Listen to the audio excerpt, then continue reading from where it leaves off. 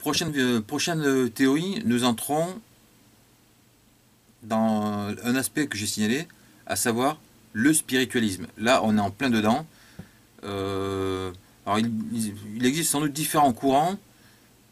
Moi, j'ai été au contact avec un par des commentaires qu'on m'a fait. Apparemment, ce mouvement s'appelait les naturiens. Bon, donc voilà, c'est nature et rien. Voilà, c'est surtout, je pense que ça doit être ça, nature et rien. Voilà, vidéo. Le spiritualisme. Ce qui suit est moins une théorie qu'une ligne.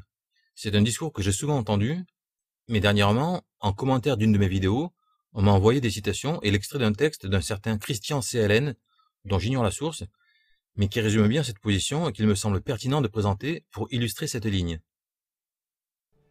L'humain est naturellement anti-commerce, anticapitaliste, par le sentiment d'amour du prochain qu'il exprime concrètement par l'acte de gratuité fraternelle.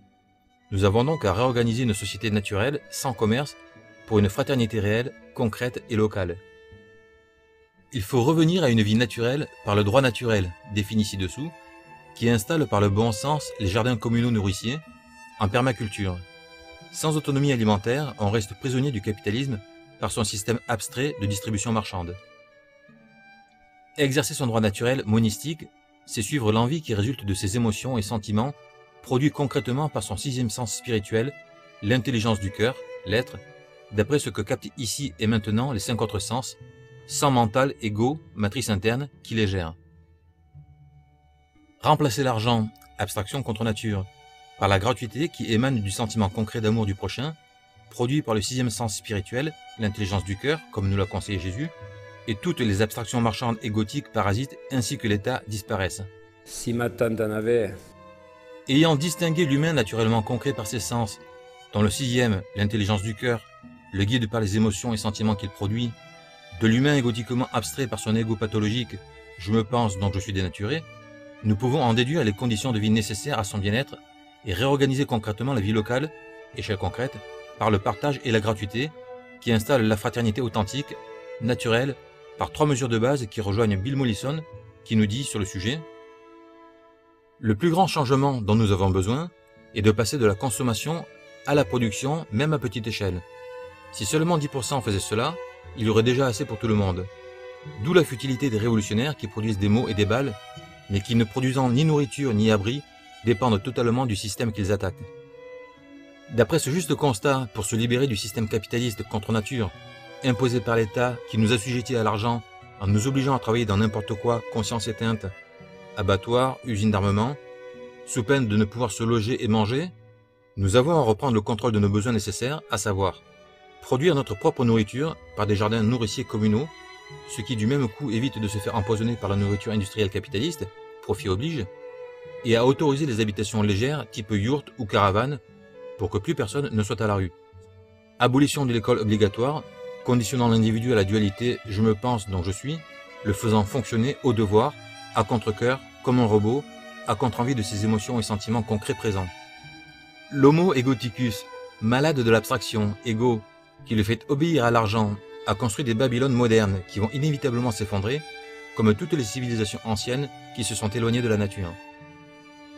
Mon commentateur me disait personnellement: en somme, vous proposez de garder l'humain moderne robotisé par la pathologie d'abstraction égotique assistée de l'informatique.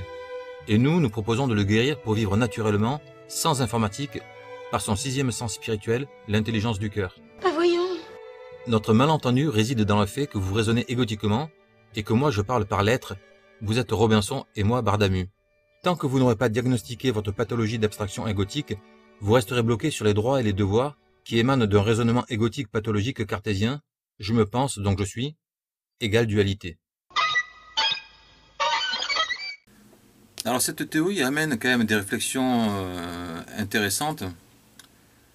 La première, c'est que personnellement, j'adhère moi aussi à cette idée que tout est un en fait. Tout est divin, tout est séparé, mais tout est de la même nature. Donc en fait, si vous voulez, c'est un peu comme un océan. Vous prenez une goutte d'eau, ça reste quand même de l'eau qui fait partie de l'océan. Bon. Ça, c'est une idée que je comprends très bien, mais c'est une idée spirituelle, qui en fait est absolument inopérante sur le plan pratique, en particulier sur le plan social. j'ai découvert d'ailleurs une chose, c'est que cette idée-là s'appelle le monisme. Je n'avais jamais entendu ce mot, et c'est pour ça qu'à un moment donné, on a l'adjectif monistique. J'ai beau chercher dans le dictionnaire, je ne l'ai pas trouvé, mais j'ai trouvé sur Wikipédia la définition que je vais vous donner. Le monisme est la position philosophique qui affirme l'unité indivisible de l'être. De son expression moderne, il soutient l'unicité de la substance qui compose l'univers. L'unité fondamentale du cosmos ou de l'univers, il rend la matière et l'esprit indissociables. Le monisme s'oppose donc aux conceptions dualistes qui distinguent monde matériel et monde physique ou spirituel, et il s'oppose aussi aux conceptions philosophiques pluralistes pour lesquelles chaque être possède une nature particulière. Bon, le problème c'est que avec cette idée-là, rien n'existe. Hein. Vu que tout est de la même nature, en fait, il n'y a aucune différence entre rien. Mais bon, j'aimerais bien savoir si les gens qui soutiennent ce genre de théorie mangent des cailloux ou mangent des bouts de bois. Ben, pourtant, le bout de bois, c'est la même nature qu'une carotte. Ils peuvent très bien s'habiller avec, je sais pas moi, avec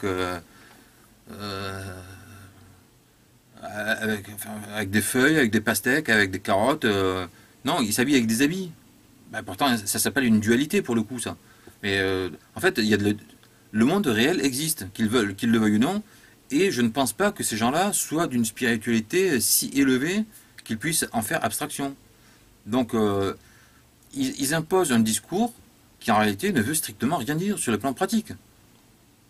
Et ils prétendent donc que nous et moi en particulier, je fais des séparations, tout est le produit de mon ego, et eux alors, qu'est-ce qu'ils font ils me commandent sur Internet, moi l'homme moderne, et eux ils sont quoi pour l'instant ils parlent de vivre dans des yourtes, mais ils y sont pas. Hein.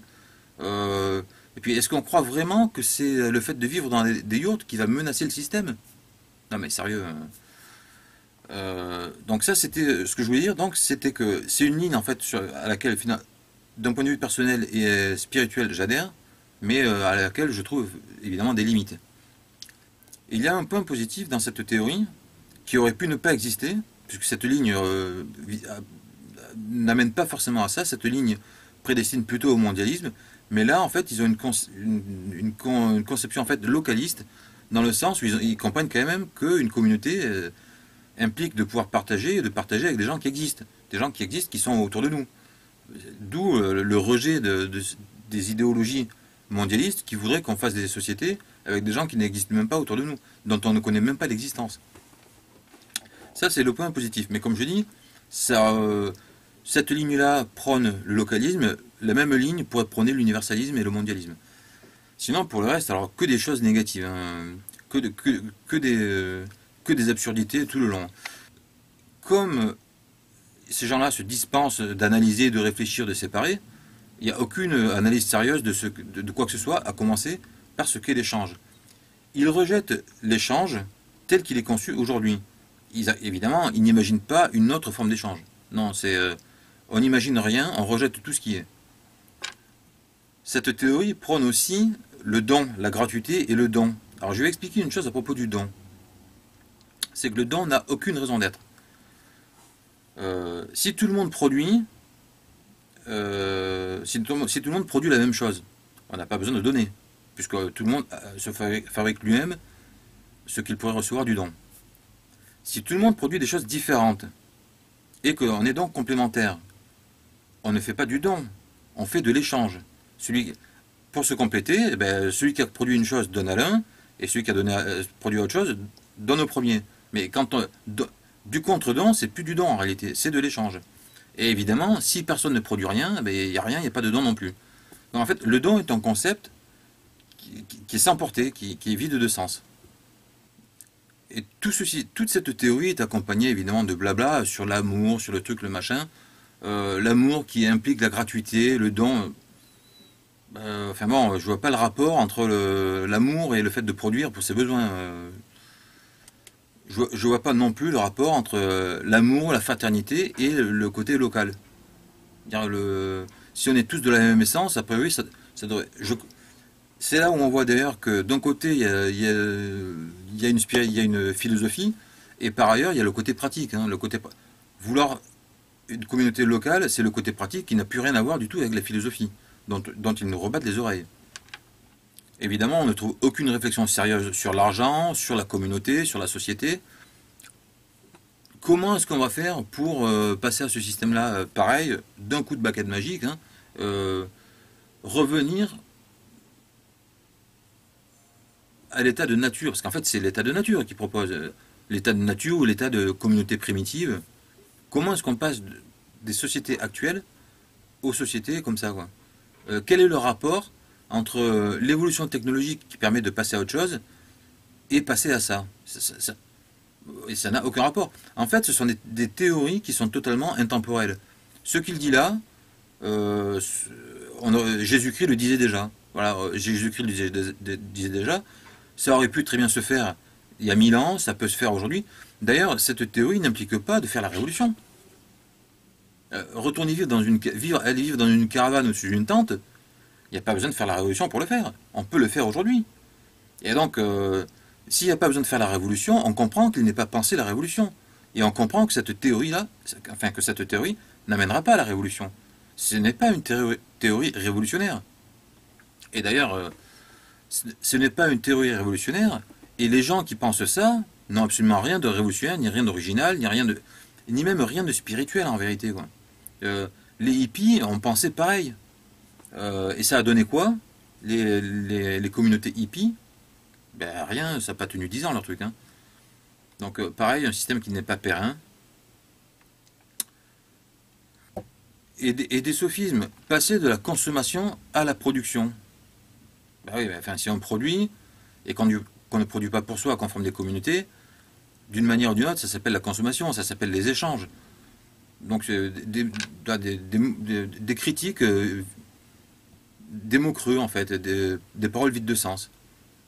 Et je voudrais revenir sur la dernière partie où le commentateur, mon commentateur, m'accuse de défendre une vision égotique issue de mon ego.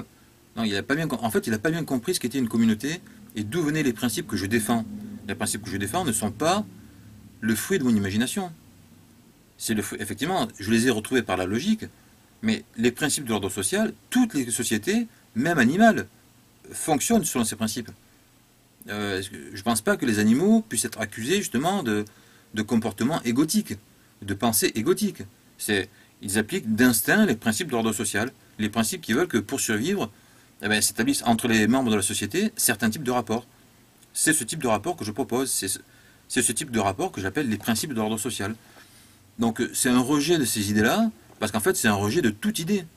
Au nom du pas de séparation, on prône le rien.